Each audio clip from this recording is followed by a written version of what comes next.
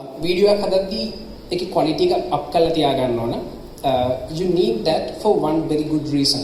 Because let's say you have 100 subscribers, maybe 1,000 subscribers, less number of subscribers in the early stage of your channel. Everybody is judging your channel and how quality that is based on your video quality and audio quality, so you have to get it right. So I'll give you a few tips that I tried, and the domain that I'm operating in is very narrow. Next slide, please. Step number one, you should have a good story, and we have tons of good storytellers here. Most of the time I'm using my art of storytelling to deliver some kind of educational content, but we have a lot more content creators here, so you'll get to know about story way better from other people around here in next speeches. So next slide, please. So I'll talk about production. So most of the time I am doing indoor production. I don't do outdoor production, very rarely though. So when you are doing indoor production, most of you YouTubers, when you are doing educational content, you will have to do it indoors. So you'll have a mini studio and you'll have your own light setup. So I have that kind of stuff too. Next. And step number one, it's lights. So you can see that here I am properly lit using those two lights, and they are hard lights. We can't use that kind of light indoors. You can, but not very productive. So we have to use some kind of soft light source, because this kind of sharp lights creating these harsh shadows. So they are basically ruining your videos. They are basically ruining your selfies too, if you are taking selfies.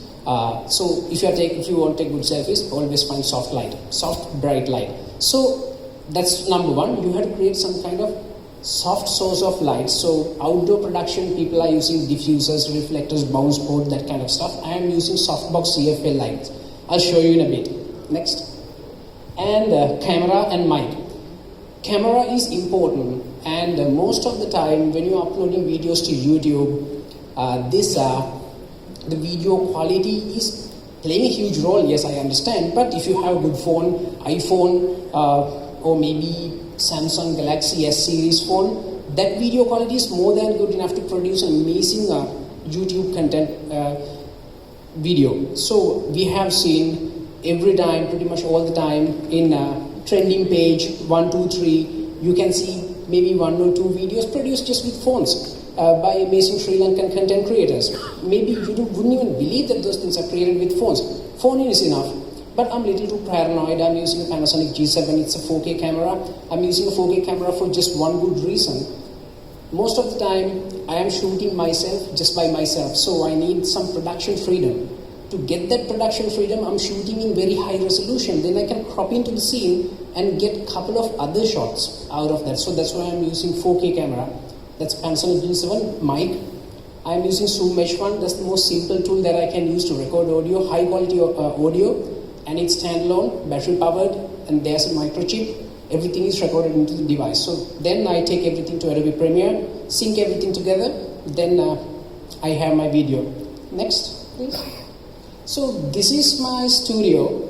So these are the lights I'm using, CFL soft boxes. You can see there's a diffusing panel, and the flow is carpeted, because when you're dealing with audio, it's a huge pain in you-know-where, the echoing. So to stop echoing, you need these panels, the floor carpets and everything. And I'm using a white wall. My video backdrop is always white, but you can use a green screen, and anytime you can change it if you want. But for me, I like to keep my production process very simple, so that's why my backdrop is always white.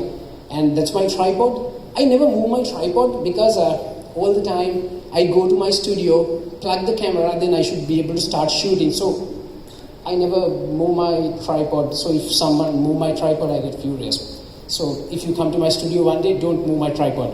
Fair warning in advance. So that's my chair. So there was lots of buzz about this chair. So in my video, I talk for like 10 seconds, then everything blurred out. Then there's an icon in YouTube channel, every Trackh video.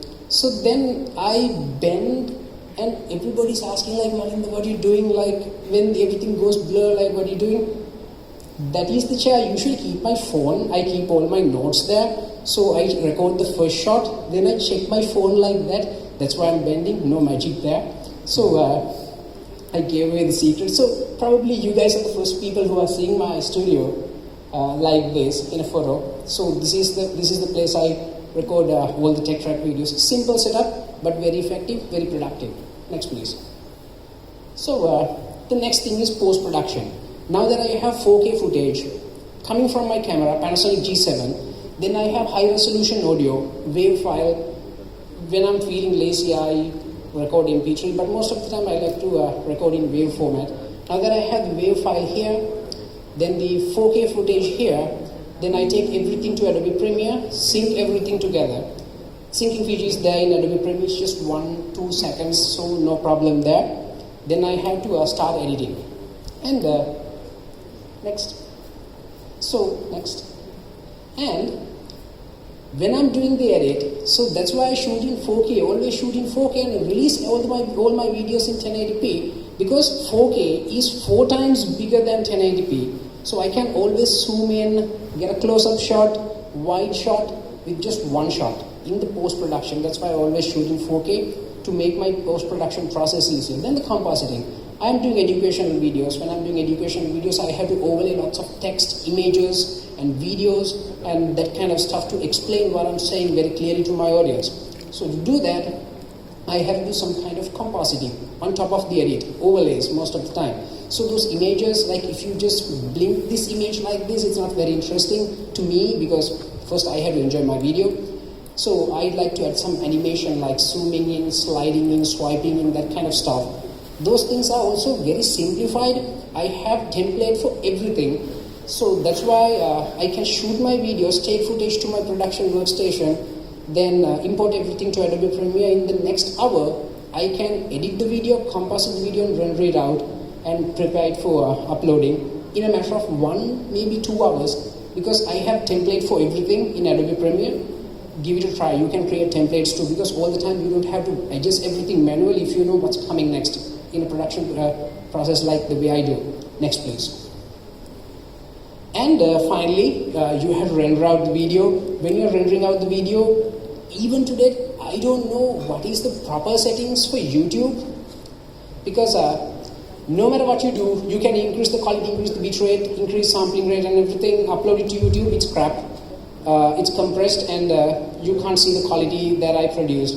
Then you can follow the YouTube guidelines, the uploading guidelines. Still, I can see much better video than you guys can see through YouTube. So I'm still trying to figure that out, but always try to follow the profile that they have given in the YouTube standards. So then you'll get the best result, I guess. Maybe one of you guys can enlighten me what's the best rendering setting for YouTube. I'm still trying to figure out, because the video that I'm rendering out is so good, but when I upload it to YouTube, it's becoming like oil painting, I don't know, something like that. So that's rendering. Then, when the video production is done, you upload everything to YouTube, then you need thumbnails. Then, next please. Then, your video is up, now that your creative process is over, right? When I'm doing creative process, when I'm creating a video, I don't really pay too much attention to audience and the audience feedback, because I don't get it yet. It's important. Lots of you guys are doing it. You guys are masters, like really good at doing it. When I'm creating a video, nobody is asking me, "Hey Malinda, yeah, can you please do a video about a black hole or something in my early stage of YouTube career?" Because nobody wants to watch a video about black hole, because I want to talk about black hole, so I create a video about black hole and then I upload it to YouTube. But then it's out there. Now your creative process is done, but then you have to start doing the promotion process. When you are doing the promotion process, you are not a creator anymore. Now that you are a marketer, like you are talking about how to show this video to maximum number of people. So to do that, you can use thumbnails, interesting titles, and you can join groups. You can join Facebook groups with like-minded people and show this video to maximum number of people. Then get subscribers. Then you get feedback. According to the feedback, you can see where your channel is actually going. So that's the next step, people. About those things, I'm pretty sure that there are lots of other speeches lined up. You'll get to know about how to write stories and how to build YouTube channel, how to get more subscribers from all my YouTube friends who are going to speak after me.